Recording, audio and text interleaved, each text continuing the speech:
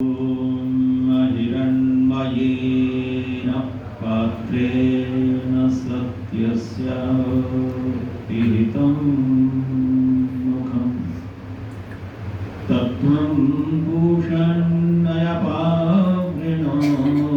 सत्यधर्माय दृष्टये ॐ यात्मदा बलदाय यस्य विश्व उपासते प्रशिशं यस्य देवाः यस्य छायामृतं यस्य मृत्युः तस्मै देवाय हविषा विधेम। तू ही आत्मज्ञान बलदाता सुयश वीर्य जन गाते हैं, तेरे चरण शरण में आकर भव सागर कर जाते हैं। तुझको ही जपना जीवन है, मरण तुझे विसराने में। मेरी सारी शक्ति लगे प्रभु तुझसे लगन लगाने में। मेरी सारी शक्ति लगे प्रभु तुझसे लगन लगाने में। ओम शांति शांति शांति। स्थानीय आर्य समाज के सम्मानीय प्रधान श्री सुनील जी प्रेमी हैं, हवन करते हैं, हवन से ही शुरुआत करते हैं। तो जितना आप करते हैं क्या उतना ही हवन है? अगर इतना नहीं है तो इसका मतलब अधूरा है। क्या मानते हैं? हालांकि पूर्ण आहुति कर लेते हैं तो पूरा माना जाएगा। पूर्ण आहुति कर दी तो हवन पूरा हो गया। क्या इतना सा आशय है? घी सामग्री आदि का प्रयोग, मंत्रों का पाठ, क्या इतना ही यज्ञ है? आए वेद क्या कहता है? जब भी यज्ञ की संरचना होती है तो उसमें ऋत्विज होते हैं। ऋत्विज आपने पुस्तक में भी देखा होगा, ऋत्विज वर्ण। ये क्या है ऋत्विज? ऋतुओं के अनुसार, जैसे आपके संवत्सर में ऋतुएं होती हैं। ऋतु का मतलब क्या है? कौन बता सकता है? हाँ, आपने बदल दिया, मौसम। ऋतु, ऋतु क्या है? आप देखिए समस्त ऋतुओं में कुछ न कुछ अलग प्रकार का उत्पाद, अलग प्रकार का पदार्थ तैयार होगा। सर्वाधिक वर्षा ऋतु में पौधारोपण होता है और पौध लग जाती है। तो ऋतु के अनुसार आचरण करने वाला ही क्या है? ऋत्विज। जो ऋतुओं के अनुसार काम नहीं करता वह ऋत्विज नहीं। इसका मतलब प्रत्येक ऋतु में अब किसान ऋत्विज कहलाएगा कि उसने कौन से मौसम में कौन सा बीज बोना है उसको ज्ञान है, वैसा ही आचरण करता है। लेकिन मनुष्य ऋतुएं बदली। अब जैसे भूमि में कितने पौध इस समय बिल्कुल लग जाती है, तो क्या आपके अंतःकरण में, आपकी मनोभूमि में कुछ लग पा रहा है? कोई पौधा लग पा रहा है? ये तो रोज यहाँ आते हो तो खाद पानी लग रहा है। क्या ऐसा हो पा रहा है कि कोई अच्छा पौधा लग जाए आपकी मनोभूमि में? जैसे कोई वीरान भूमि पड़ी हुई है, कुछ भी उपजाऊ नहीं है, उर्वरापन नहीं है, उसमें कुछ नहीं लगता। तो क्या हमारी स्थिति ऐसी ही है? कुछ लग नहीं पा रहा है इसमें। ये चिंतन का विषय है। तो ऋत्विज कौन है? जो ऋतु के अनुसार आचरण करने वाले, या यूं कहे उचित समय पर उचित कार्य करने वाला ऋत्विज कहलाएगा। प्रातः काल क्या करना चाहिए वह ऋत्विज जानता है। प्रातःकाल कौन कौन से कर्म करने चाहिए, इसको कौन जानते हैं? प्रातःकाल भी एक ऋतु की तरह ही तो है, सायंकाल भी एक ऋतु की तरह है, दोपहर का समय भी है। सब एक ही दिन में कितने बदलाव देखते हैं आप। जो भाव प्रातःकाल आपका हो सकता है वह दोपहर के समय में कदापि नहीं हो सकता। तो जो ध्यान में, संध्या में, उपासना में, श्रवण में, पठन में, पाठन में, इसमें लग जाता है, वो ऋत्विज है। ऋतु के अनुसार, समय के अनुसार कार्य करता, उचित समय में उचित प्रकार के कार्यों का, कर्मों का सेवन करने वाला क्या है? ऋत्विज। अब एक विचारणीय बात है कि अग्निहोत्र जो है वह भी यज्ञ है। यज्ञ में 3 बातें तो बहुत जरूरी है। जैसे आप देखते हैं कि यज्ञ में पूजा, पवित्रता और सुगंधी। पूजा, पवित्रता और सुगंधी जिसमें घट रही है वो सब क्या है? यज्ञ है। सत्कार करना, पूजा का मतलब सत्कार। आप अग्निहोत्र में देवों का सत्कार ही कर रहे हैं। ऋत्विजों का यज्ञ में, यज्ञ भूमि में ऋत्विजों का सत्कार होता है, एक कार्य। फिर संवाद, वार्ता, व्याख्यान आदि होता है, इससे पवित्रता का संचरण होता है।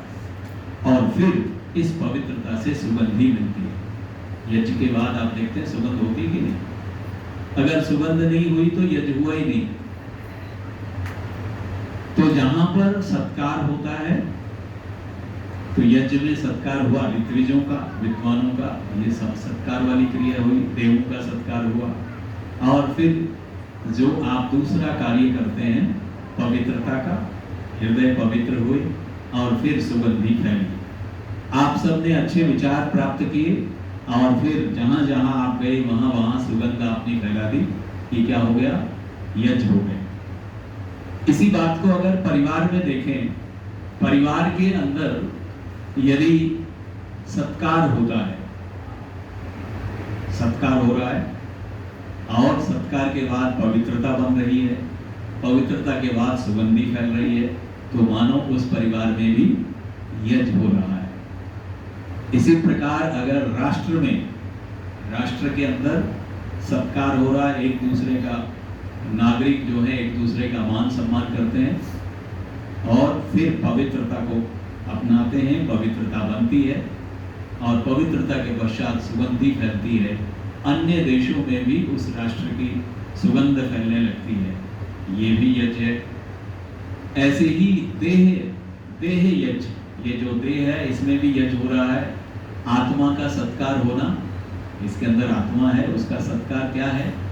आत्मा के द्वारा कुछ चिंतन हो रहा है, आत्मा कुछ कह रही है, उसको अगर आप मान रहे हैं तो यही आत्मा का सत्कार है।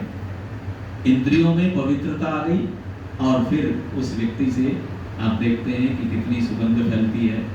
ये यज्ञ का ही रूप है। इसी प्रकार विश्व में प्रत्येक देश एक दूसरे देश का मान सम्मान कर रहा है, सत्कार कर रहा है, पवित्रता फैलती है और सुगंध फैलती है। ये क्या कहलाएगा? ये सब यज्ञ का भाग है।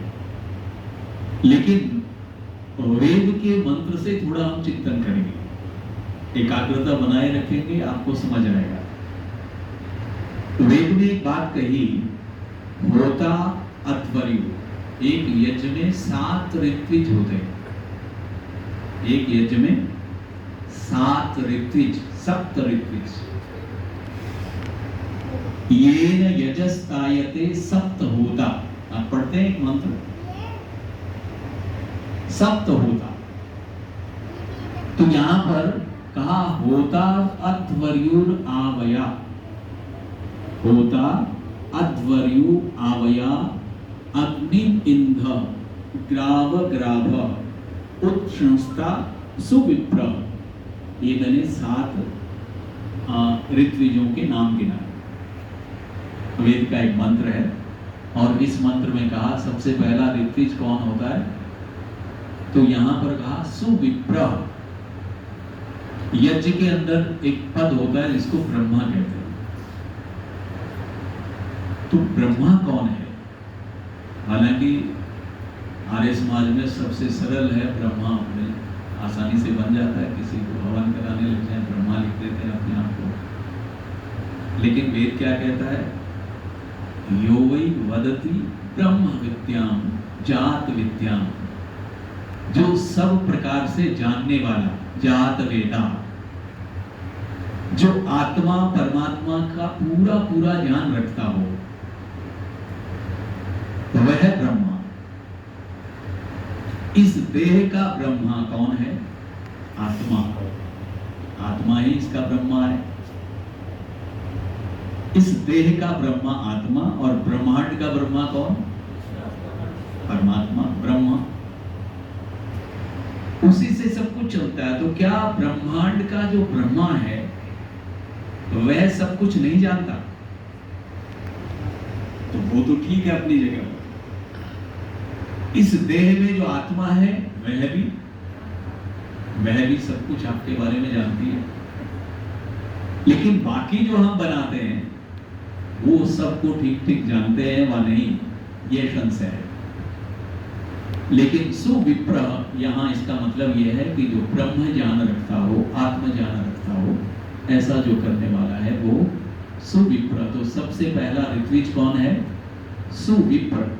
एक कहता है कि आपके हवन में 3 चीजें होनी चाहिए: सत्कार यानी पूजा, पवित्रीकरण पवित्रता, और तीसरा कार्य सुगंधि। 3 चीजें अगर नहीं है तो वो यज्ञ नहीं है, वो हवन नहीं। और आपका हवन सप्त ऋत्विज वाला हो, उसमें 7 ऋत्विज हो। एक सुविप्र, जो भली भांति सारी विधि को जानता हो, विधान को जानता हो, सारी क्रियाओं को जानता हो, भाव समझता हो, समझ रहे? वह है सुविप्र। तो सुविप्र एक पद। उसके पश्चात होता। होता कौन है? सरल सा अर्थ कर रहा हूं, आह्वान करता, जो बुलावे, जो बुलावा दे, निमंत्रण दे, आमंत्रित करे, अच्छे कार्यों के लिए जो बुला रहा है। आप देखते कईयों को ये एक नशा जैसे होता है कि जब इसको भी बुलाऊं, उसको भी बुलाऊं, उसको भी बुलाऊं, आमंत्रित करता है अच्छे कार्यों के लिए। अच्छी कोई संगोष्ठी है, अच्छा कोई विचार विमर्श हो रहा है, अच्छी जगह पर हम आमंत्रित कर रहे हैं, बुलावा देने में जो उत्साहित है, आह्वान करता। तो आह्वान करने वाला, उसके अंदर क्या पात्रता होती है? वाणी की माधुर्यता। एक, अगर ये गुण उसमें नहीं है तो बुलाया क्या जाएगा? किसी को डंडे से बुला सकते हैं क्या? बुलाने के लिए क्या चाहिए? मधुरता चाहिए, वाणी की मधुरता। आप देखेंगे कि आपके बुलावे पर अगर माधुर्यता है तो आपके बुलावे पर लोग आएंगे, क्यों नहीं आएंगे? और दूसरा, सुवक्ता, अपनी बात को बहुत भली भांति, अपने आशय को बहुत स्पष्ट कर सके, अपने भाव को समझा सके। अगर ऐसा नहीं है तो होता वही हो सकता है जो मधुरवाची हो और सुवक्ता हो, वह होता है। तो आपका एक ऋत्विज हो गया सुविप्र और दूसरा हो गया होता। ठीक है? आमंत्रित करना, आपके अंदर ये गुण होना चाहिए। आपके अंदर है ये सब। वेद कहता है ये यजस्तायते सप्त होता, आपके अंदर है सब। तो आप लेकिन उनका प्रयोग नहीं करते, उनको प्रयोग में नहीं लाते। क्या आप आमंत्रित नहीं कर सकते? आप बुला नहीं सकते अच्छे कार्यों को? लेकिन कहा कि अच्छे कार्य हम करना ही इसलिए नहीं चाहते कि मन में आता है कि कौन इतना बखेड़ा करे, क्यों? कई लोग तो कहते हैं ज्यादा लोग आएंगे और परेशानी होगी, ऐसा विचार करके बस थोड़ा सीमित रखा जाए। हाँ, नाचने में, गाने में, खेलने में, कूदने में, उसमें तो पंडाल भर जाता है और जो सीमा है उसको भी लांघ जाते हैं लोग। लेकिन श्रेष्ठ कार्यों के लिए इतना रुचि से आमंत्रित नहीं करते, बुलाते नहीं। आप अकेले अकेले घर से चले आए, अपने अड़ोसी पड़ोसियों को लेकर नहीं आए, लेकिन कहीं पार्टी में कहीं और जा रहे हैं तो फिर कईयों को बुला लेते हैं, चलो मेरी गाड़ी खाली जा रही है, इसमें आ जाओ, उसमें आ जाओ। उसमें आपका उत्साह अलग प्रकार का है। लेकिन यहाँ क्या बात है, यहाँ निराश होकर क्यों आते हैं? क्या किसी एक को भी नहीं ला सकते? कितनी अजीब बात है। जहां से जीवन बनता है वहां आपकी कोई रुचि नहीं, और आशा रखते हैं कि हमारी प्रार्थना सफल हो रही है। सफल कहां से होगी? अभी हम आज ही मंत्र पढ़ रहे थे, पुरुषार्थ के अभाव में कोई प्रार्थना स्वीकार नहीं होती। आप कितने ही मंत्र गा लीजिए, कितने मंत्रों को याद कर लीजिए, रट लीजिए, क्या होगा? पुरुषार्थ के अभाव में परमात्मा कभी सुनेगा नहीं, सुनता। इसलिए मैं आपको निवेदन कर रहा हूं, ये जो आपका टेस्ट बना हुआ, जो रुचि बनी हुई है, ये कहीं और जा रही है, यहां तो है ही नहीं, इसमें कहीं भी नहीं है। इसलिए मेरा परिवार नहीं जुड़ पाया, मेरे साथ वाले नहीं जुड़ पाए, और को जाने दो, स्वयं की पत्नी नहीं जुड़ पाती, स्वयं के सगे संबंधी कहने मात्र को ही है, अच्छे विचारों में इकट्ठे ही नहीं होते। तो कहां मैं समाज को, परिवार को, राष्ट्र को, ये तो बहुत बड़ी चुनौती है, कहां जोड़ पाऊंगा? और इसी का नतीजा है, मैं आपको निवेदन कर रहा हूं, आज की स्थिति क्या बन गई? आपने ये रुचि नहीं दिखाई। आपके परिवार में संध्या होती है या नहीं होती, सारे लोग मिलकर करते हैं या नहीं करते, आपको इससे कोई रुचि नहीं। हाँ, पैसा कितना कमाया जा रहा है, इनकम कितनी आ रही है, धन कितना एकत्रित किया जा रहा है। और मैं आपको निवेदन करना चाहता हूं, इसी लापरवाही के कारण आज आप अंतर्राष्ट्रीय स्तर पर देख सकते हैं कि कैसी भयानक भयावह स्थिति बन गई है। आपने जो भी संग्रह किया एक पल में नष्ट कर दिया, एक पल में। आप देखते हैं नजदीकी अभी बांग्लादेश में कितना भयावह वातावरण चल रहा है।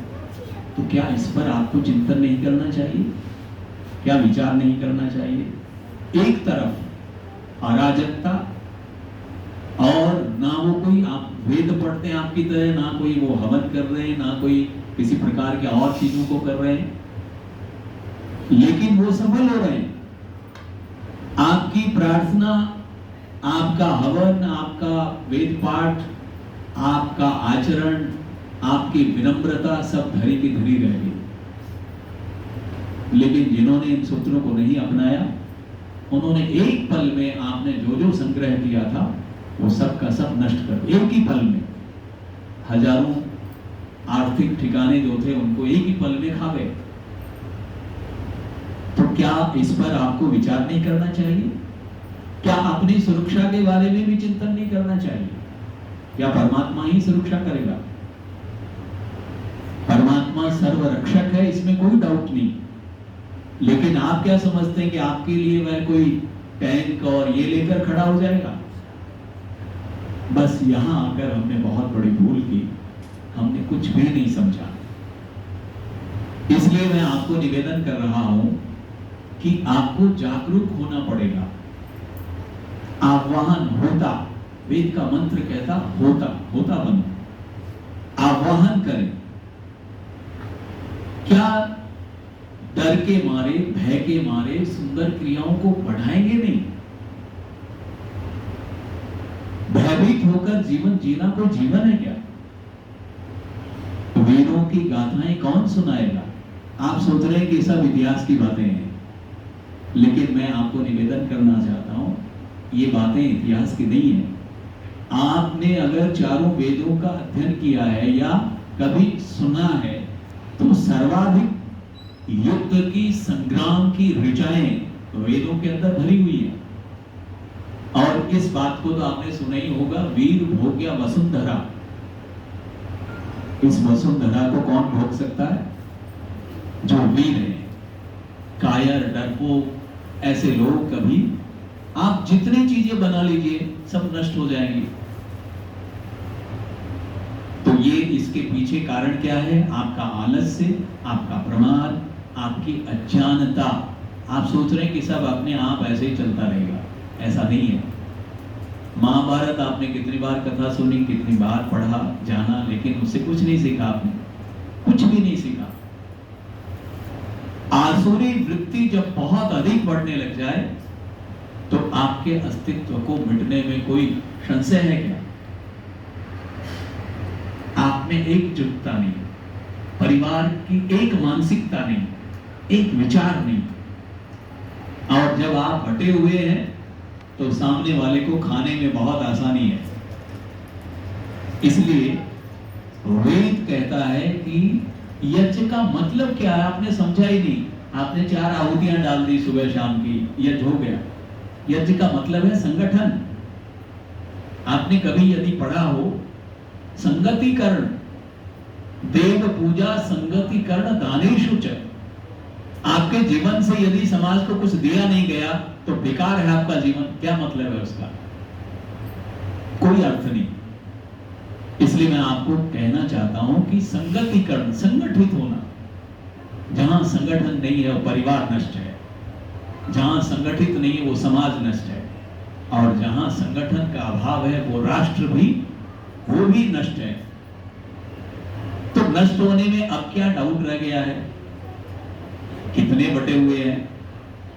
कहने के लिए हिंदू हैं आप, लेकिन कितने बटे हुए हैं? कहने को हम ये कहते हैं कि हम सब परमात्मा के पुत्र हैं, लेकिन मुझे कहने में ये संदेह नहीं आप परमात्मा के पुत्र हैं, ऐसा कहने को कहते हैं, लेकिन कोई भाईचारा नहीं, कोई आत्मीयता नहीं। आज भी ऊंच नीच, छुआछूत, जातिवाद, पता नहीं कितने भागों में हम बटे हुए हैं। तो आपकी जो शक्ति है, आपका जो संगठन है, शत्रु को दिखाई देता कि ये तो बिल्कुल कोई छोटा सा पक्षी भी अपनी चोंच में उठाकर ले जाएगा। ये स्थिति है। इसलिए होता बने, वेद कहता है होता बने, होता। और होता का अर्थ ही है आह्वान करने वाला, बुलावा दे, अच्छी क्रियाओं के लिए एकत्रित हो, संगठित हो।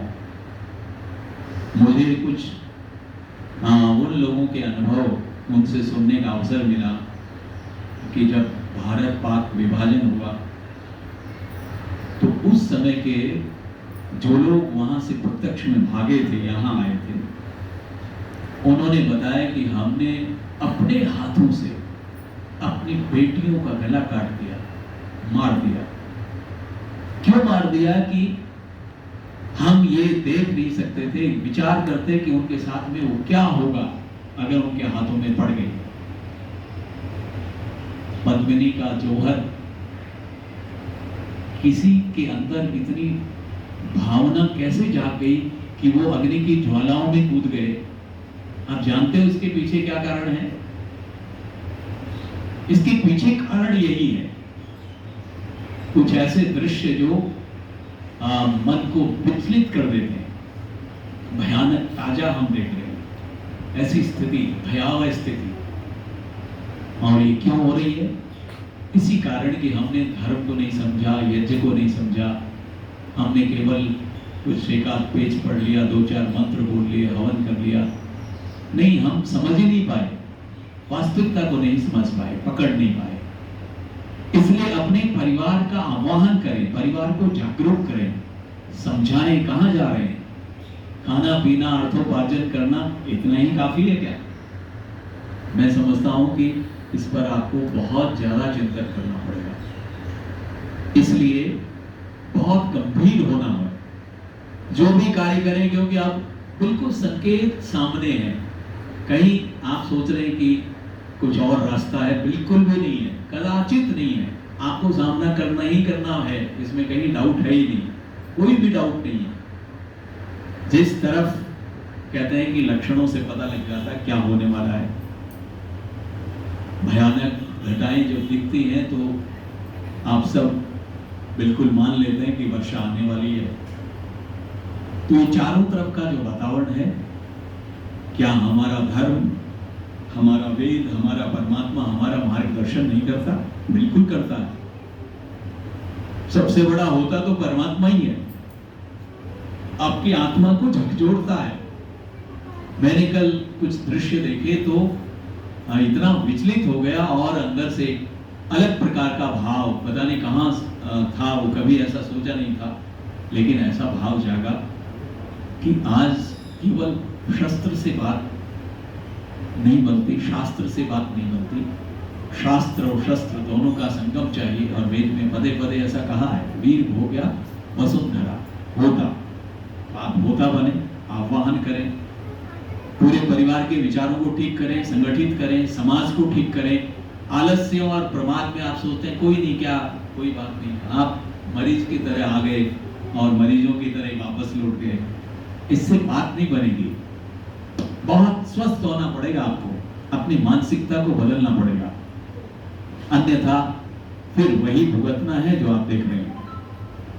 तो सुविप्र जो आत्मा और परमात्मा के ज्ञान को ठीक प्रकार जानता है, यथा महाराज श्री कृष्ण युद्ध के बीच में आत्मा और परमात्मा को ठीक से समझ रहे थे, इसलिए उन्होंने अर्जुन को वही संदेश दिया। तो आत्मा और परमात्मा का जो ज्ञान है उसको समझना, मैं देह में लिपटा हुआ इतना सा खिलौना नहीं हूं, अविनाशी तत्व हूं, मेरा नाश नहीं होगा, फिर जन्म होगा। अगर इस समय पुरुषार्थ नहीं किया तो आपको वही सब भुगतना पड़ेगा। जिसको आप धर्म समझ रहे हैं वो कहां से प्राप्त करेंगे जब कुछ बचेगा ही नहीं। इसलिए आह्वान करें, परिवारों में जंग लगा हुआ है, समाज में जंग लगा हुआ है, और परिवार और मैं कहूँगा व्यक्तिगत तौर पर व्यक्ति, परिवार, समाज, ये सब मिलकर ही तो राष्ट्र बनेगा। राष्ट्र कोई अलग से कोई चीज थोड़ी है, इन सबके द्वारा ही बनेगा। सुविप्र होता, और एक शब्द आया अध्वर्यु। अध्वर्यु आपने सुना है, मैं सप्त ऋत्विज की बात कर रहा हूं वेद के मंत्र। तो तीसरा अध्वर्यु। अध्वर्यु का मतलब जो हिंसा ना होने दे। अब हिंसा का मतलब क्या है? मरने ना दे, है? तो जो यज्ञ को ना मरने दे, बात समझना, मैं इसका अर्थ कर रहा हूं, जो हवन को, यज्ञ को न मरने दे, हमारे संगठन को, हमारे विचार को, हमारे सत्कार को, हमारी पवित्रता को जो मिटने ना दे, वो क्या है? अध्वर्यु। लोग अर्थ करते हैं कि हवन में कोई हिंसा ना हो जाए, वो अध्वर्यु।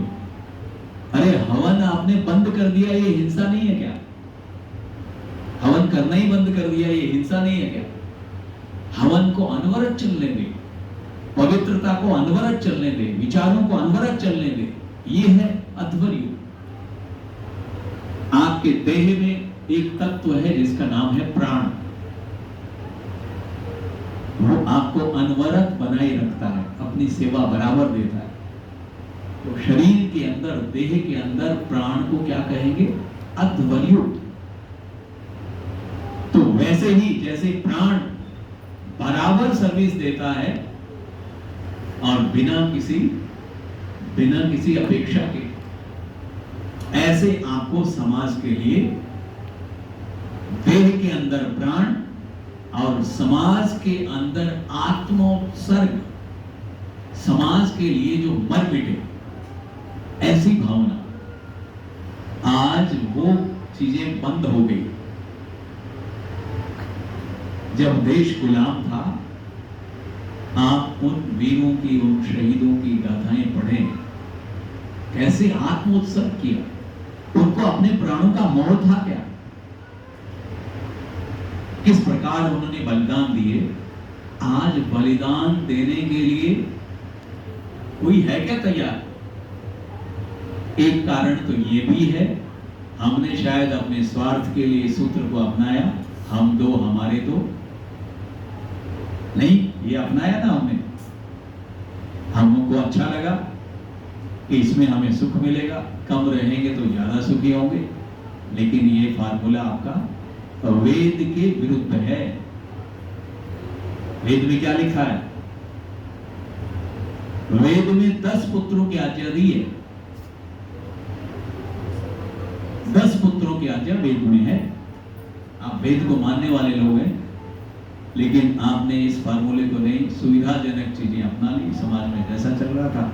और अब नई पीढ़ी, हम दो हमारे दो तक भी ठीक था, लेकिन हम दो हमारा एक, और अब हम दो हमारा एक भी नहीं, ऐसा भी एक चला है कि हम अडॉप्ट कर लेंगे, बच्चा पैदा नहीं करेंगे। आपकी ये जो मानसिकता है, आपने कहां से कहां पहुंचा दी, और ये विलक्षण प्रवृत्ति आपको नीचे ले जा रही है। इसलिए अतवर्यु ये ऋत्विज है। तो आपको आत्मोत्सर्ग के लिए, जब है ही मेरा एक, तो मैं उसको मिटने के लिए कैसे छोड़ दूंगा। एक तरफ संख्या बहुत है, तो वो 2-4 मर भी गए तो क्या होगा। मेरी बात समझ रहे हैं आप? इसलिए आपको विचार करना पड़ेगा। जब तक विचार नहीं करोगे, बात नहीं बनेगी। तो अध्वर्यु, आत्मोत्सर्ग, और पश्चात जो बात कही गई, आवया, आवया अवयव, अवयव या द्रव्य, सामग्री, धन, अर्थ, यानी एक एक पदार्थ को, अवयव अवयव को जो संग्रहित करके और सुंदर कार्यों में लगा देवे, ऐसा उसको बोलते हैं। ऋत्विज है ये सारे। आवया का अर्थ अवयव अवयव को जोड़ देवे, इकट्ठा कर देवे। हवन में, हवन के लिए आ गए, लेकिन कोई द्रव्य देने वाला ही नहीं है, कोई घी सामग्री ना दे तो आपका हो जाएगा क्या हवन? आप इतना बड़ा विचार कर रहे हैं, समाज को, राष्ट्र को ऊपर उठाना चाहते हैं, लेकिन कोई कुछ भी देने के लिए तैयार नहीं। और आज तो सबसे बड़ी बात है, धनवन भी दे देंगे, लेकिन समय तो बिल्कुल ही नहीं देते। और ये बहुत बड़ी बात है, अगर समय नहीं दोगे। आप क्यों नहीं दे रहे समय? पूछा जी नहीं, नुकसान हो जाएगा। आप उस नुकसान को नहीं देख रहे जो होगा। मैंने बताया ना, एक पल में ही नष्ट हो गया। हजारों सालों से आप जो चीज इकट्ठी कर रहे हैं, एक पल में शरीर से भी गए, धन से भी गए, तन मन सब खत्म हो गया। तो ऐसा संग्रह जिसकी सुरक्षा ही नहीं। तो समय देना सीखें, समय जरूर दीजिए। परिवार में समय नहीं दोगे, परिवार नष्ट है। समाज में नहीं दोगे, समाज नष्ट है। और फिर बैठे बैठे पछताते रहें। इसलिए समय देना आवश्यक है, देना चाहिए, नहीं तो दिशा बदल जाएगी। तो ये आवया, अवयव अवयव को संग्रहित करने वाला, क्योंकि समय हो गया है, लेकिन ये विषय छूट ना जाए, मैं बहुत संक्षिप्त में कह रहा हूँ। 4 बिंदु हो गए, सप्त ऋत्विज। और अगला जो पद है वो बहुत सुंदर है, ग्राव ग्राभ, अग्निम इंध। अग्निम इंध, आप देखते हैं कि हवन की ज्वाला जो है, उसको बनाए रखने के लिए ईंधन चाहिए। ईंधन नहीं होगा तो जलेगी नहीं। तो आपका बलिदान, आपकी पात्रता उसमें चाहिए। आप समर्पित होने के लिए चाहिए। अयंत ईंधवा आत्मा बोलते हैं ना, अपने आत्मा को ही ईंधन बना दूं, मैं खुद जलने के लिए तैयार हो जाऊं। ऐसी पात्रता जिसमें हो, वो है ऋत्विज। अग्निमिंध, शरीर में जठर अग्नि बनाए रखती है अपने आप। अगर जठर अग्नि बंद हो गई, आप मर गए, बीमार हो गए। और समाज के अंदर आत्मोत्सर्ग करने वाले लोग, अपना बलिदान करने वाले लोग, अपने को संविधा बनाने वाले लोग नहीं होंगे तो समाज नष्ट है। इसी प्रकार कहा ग्राव ग्राभम, इसका सरल अर्थ कर रहा हूं। कोई आदेश मिला और उस आदेश की तत्परता से पालना करना, कोई तर्क वितर्क नहीं करना, जैसा कहा तुरंत कर दिया, ऐसा अनुशासित वर्ग। ऐसे लोग, इधर से आदेश दिया और तुरंत पालना। आप देखते हैं कि मिलिट्री जो हमारी सेना है, उसमें इतनी बड़ी शक्ति क्यों है जानते हो? एक ही आदेश पर चलता, एक ही आदेश पर। आपका घर क्यों नहीं चलता? आप आदेश देते हो, एक भी नहीं मानता। घर चलेगा? नहीं चलेगा। एक बात कही और तुरंत उसको मान लिया, कोई तर्क वितर्क नहीं, कोई नो नच नहीं। यह है ग्राव ग्राभ, तुरंत सुना, तुरंत पालना की। लेकिन हम लोग क्या है, सुन लेते हैं लेकिन कहां मानते हैं, उस पर चलते ही नहीं है। हजारों साल कहते रहो, मानेंगे नहीं, अपने हिसाब से ही चल रहे हैं। और है उत्प्रशंसा, इसका मतलब है प्रशंसा करना। हमने प्रशंसा करना छोड़ दिया, प्रशंसा नहीं करते, आलोचना करते हैं, निंदा करते हैं। उत्तम कार्यकर्ताओं की प्रशंसा करने से उनका उत्साह बढ़ता है, हम नहीं करते। इसका कारण है कई लोग तो द्वेषी होते हैं, द्वेष भाव से ही बैठते हैं, इसलिए वो प्रशंसा करना जानते ही नहीं, उनके यहाँ है ही नहीं। और जब कार्यकर्ताओं की प्रशंसा नहीं होती वो फिर वहां से हट जाते हैं। तो इसलिए ऋत्विज में ये योग्यता, ये पात्रता होती है कि वह उत्तम कार्यकर्ताओं की सदैव प्रशंसा करता है और प्रशंसा करनी चाहिए। हमें इस बात का ध्यान रखना चाहिए। इस प्रकार मैंने ये 7 ऋत्विज गिनाए हैं, समय का अभाव है और थोड़ा 10 मिनट मैंने अधिक बोल दिए। मैं आप सबसे निवेदन करना चाहता हूँ, आप सब जागरूक हों। बहुत कुछ है, बहुत कुछ चिंतन का विषय है और सामयिक चिंतन करने की आवश्यकता है। इस पर आप सबको गंभीर होना चाहिए, अन्यथा पुरुषार्थ के अभाव में हम सब लोग बहुत बड़े कष्ट को झेलेंगे जो देखने सुनने योग्य नहीं है, आपके सामने है, फिर भी अगर नहीं मानते तो बहुत दुष्परिणाम होगा, विनाश होगा।